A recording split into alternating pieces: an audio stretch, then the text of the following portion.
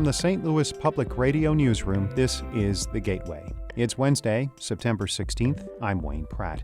It has been nearly 6 months since municipal courts in St. Louis County were able to convene in person. Many have gone virtual to avoid huge backlogs, and some hope it remains an option post-pandemic. We've had people that were literally at work and were able to appear for their court night instead of having to take off work. We will run down the pros and cons of virtual municipal courts in just a few minutes.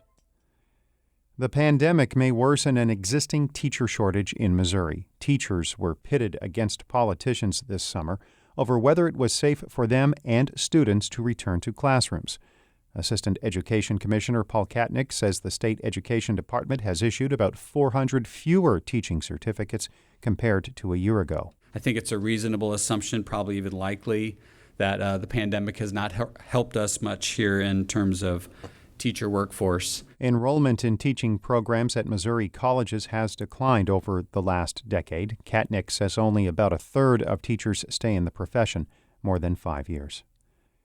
A member of St. Louis County Executive Sam Page's own party has introduced a bill that would give the county council oversight of federal coronavirus relief money. St. Louis Public Radio's Rachel Lippman has more on the legislation from Democrat Rita Days. Back in April, the council voted along party lines to give Page the ultimate authority in distributing nearly $175 million in CARES Act funds. At the time, supporters argued that getting council approval for each expenditure would delay the response to the pandemic. Recently, however, Days and others have raised questions about Page's plan for the money. The county is required to spend the entire amount by the end of the year, but its own data show that more than $105 million remain.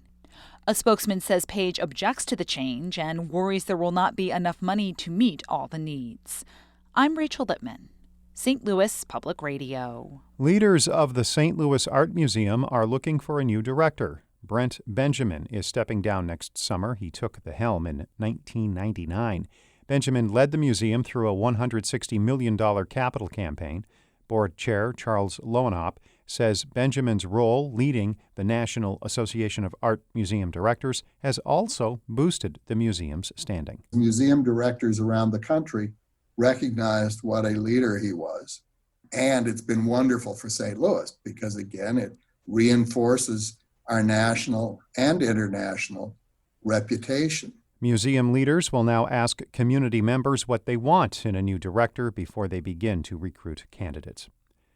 The large white dove sign that hangs out front of the West County Center in St. Louis County is the focus of an art walk to promote local artists. St. Louis Public Radio's Chad Davis reports. 11 local artists have designed their own interpretations of the dove sign. The pieces are displayed on the first floor of the mall, and visitors can cast a vote for their favorite art project. The art will be auctioned off to support the St. Louis Artists Guild, which assists artist exhibitions. 50% of the proceeds will go to the guild, and the other half will go to the artists. Sean Phillips is with the West County Center. He knows a lot of artists have lost work during the coronavirus pandemic. Many of the local art fairs had been canceled, and wanting to put together a project where we could incorporate some local artists and also allow them an opportunity to earn money. The installation will be on display through September. I'm Chad Davis, St. Louis Public Radio.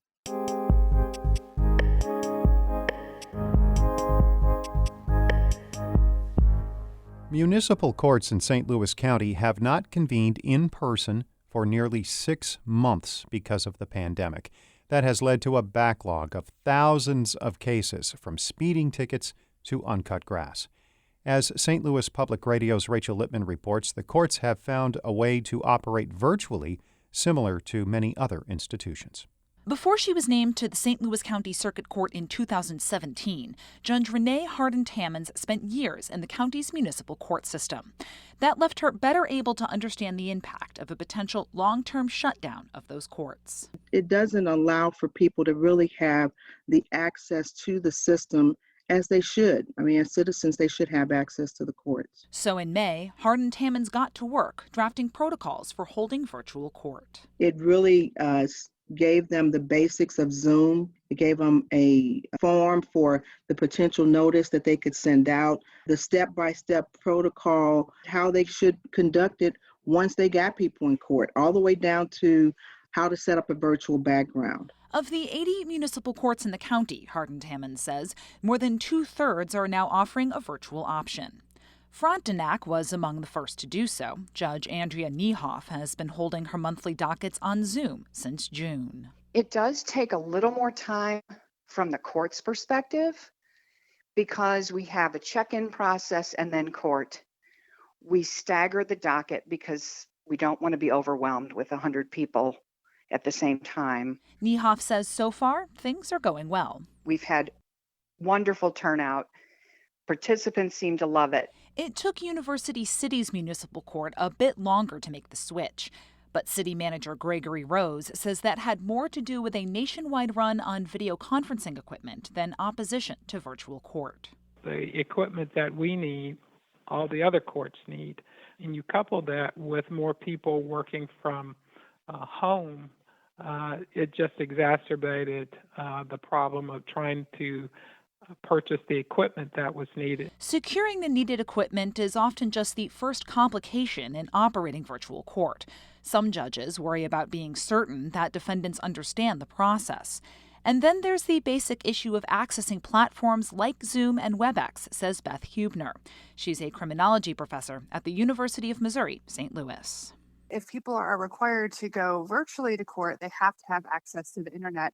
And it not only have to have access to the internet itself, but pretty strong internet.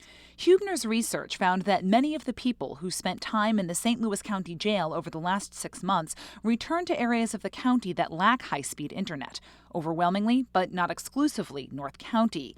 And some places that offer free access, like libraries, aren't open. And we have to remember that if you don't comply with court orders, then you can be given a failure to appear and have future sanctions because of that. Hardin-Tammons says courts are making accommodations. They're saying, hey, if you don't have a smartphone, then call into the court. There is the option that if a person doesn't have a smartphone or PC, that they could reschedule their court date for an in-person proceeding. The Missouri Supreme Court will decide whether virtual hearings can continue after in-person proceedings resume. Niehoff, the municipal judge in Frontenac, hopes the judges allow it. We've had people that were literally at work and were able to appear for their court night instead of having to take off work. We have people with small children. They don't have to get a sitter or bring their small child to court. We have people that don't have valid driver's licenses.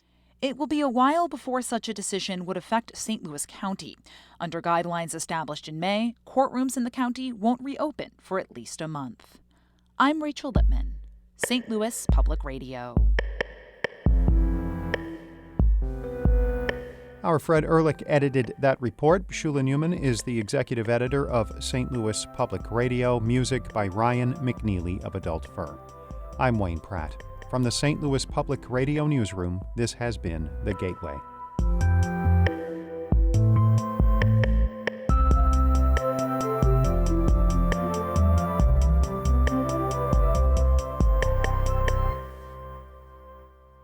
Support comes from the Missouri Forest Products Association, providing more than 41,000 jobs in the production of wood pallets, railroad ties, white oak barrels, hardwood floors, and more. Details at choosewood.com.